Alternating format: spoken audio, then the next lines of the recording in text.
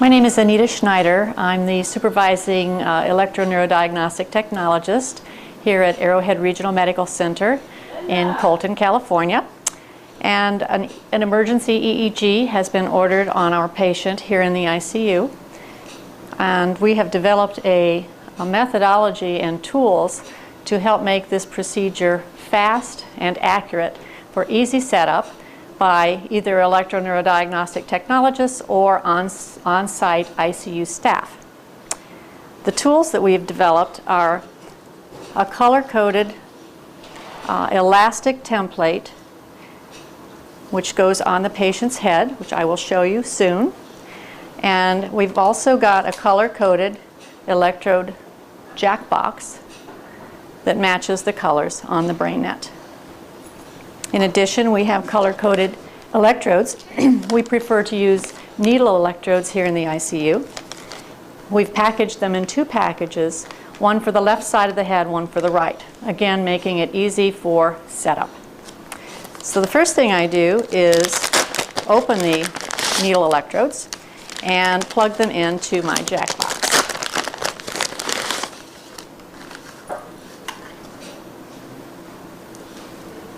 Because they are attached at both ends, we're able to just plug the connecting end into the appropriate electrode jacks on the jack box.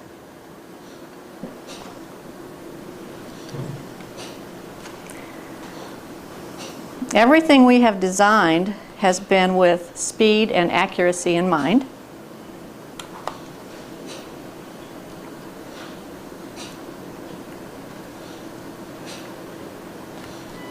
The solid color electrodes go on the left side of the head.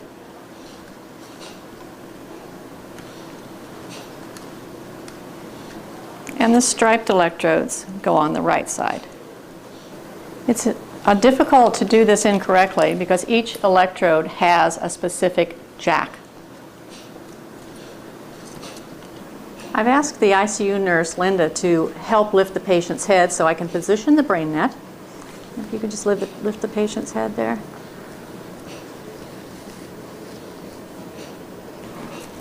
The BraiNet has adjustable straps, Velcro straps, that make it easy to adjust to the patient's head size. I put the posterior electrodes on first, and with a patient that has a lot of hair, we have a cotton tip applicator that we can separate the hair with so we can visualize the scalp and get the needle in correctly.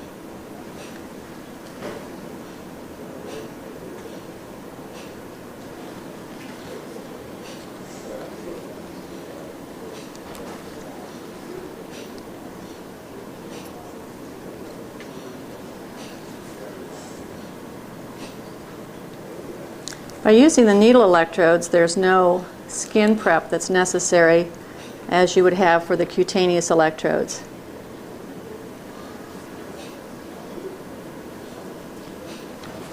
I've also positioned a towel roll under the patient's neck so it elevates her head enough that I'm able to visualize the electrode placement.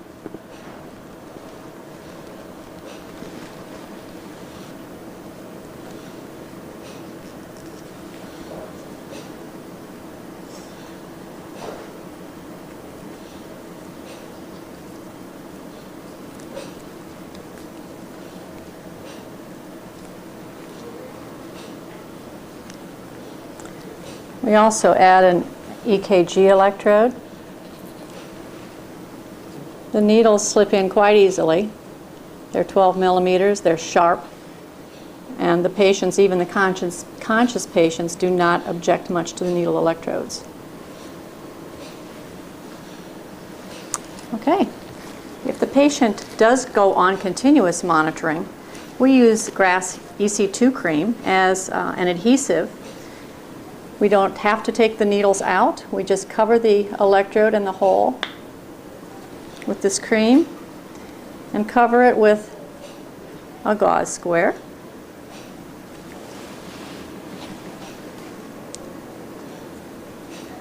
This cream is water soluble, so the electrodes come off easily.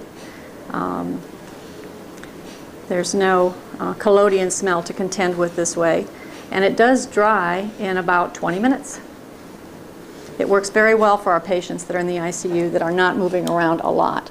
And we have left these electrodes on for up to a week without having to replace any.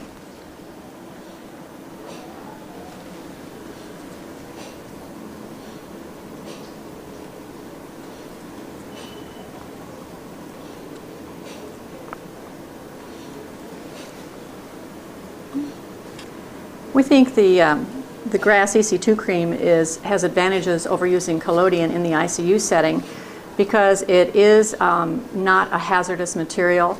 It dries quickly without having to use an air compressor or collodion to put the electrodes on. Once the procedure is complete, take the electrodes out of the jack box.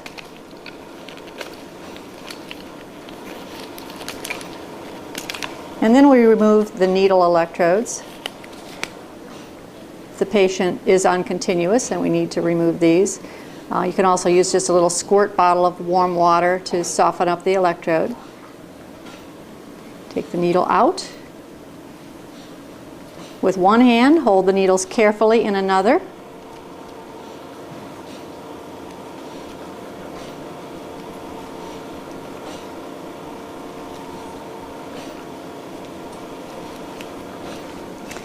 Then it's very easy to remove the BraiNet at that point.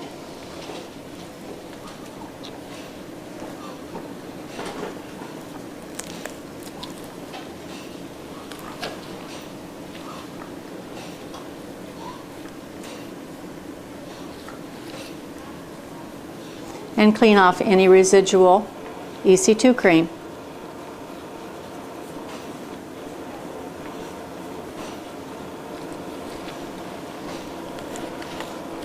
Throw the BraiNet out, and the procedure is complete. If you choose to use the disc electrodes, we also have those that are color-coded to match our system. They are made of silver chloride, and each electrode is disposable. Color-coded down to the hub so that it connects with our color-coded jack box. So you want to turn the patient's head to the far right or left, so you can visualize all the electrode holes in the BraiNet. So you separate the hair within the BraiNet hole again so that you can visualize the scalp. You take the cotton end of the Q-tip and your electrode skin prep, and then you clean through the hole. This will reduce the impedance between your skin and the electrode. Put some electrode cream into the electrode itself and simply attach it right through the hole. It fits nicely into the BraiNet hole, and then you can cover it with either some gauze for your stat EEG, or if you need to hook your patient up for a long-term monitoring, you can use EC2 cream again. Cover the electrode right on the BraiNet. Squeeze your gauze out over the electrode. And again, this will take about 20 minutes to dry, so your patient does need to remain still while this is air drying. The electrode can also be secured using collodion, the standard method that we often use to secure EEG electrodes. So by using the BraiNet and our color-coded methodology, whether you choose to use the sterile disposable needle electrodes or the disposable discs, I think you'll find that this is a fast, easy, accurate way to bring EEG into your ICU. Thank you so much from Georgia Neuroscience.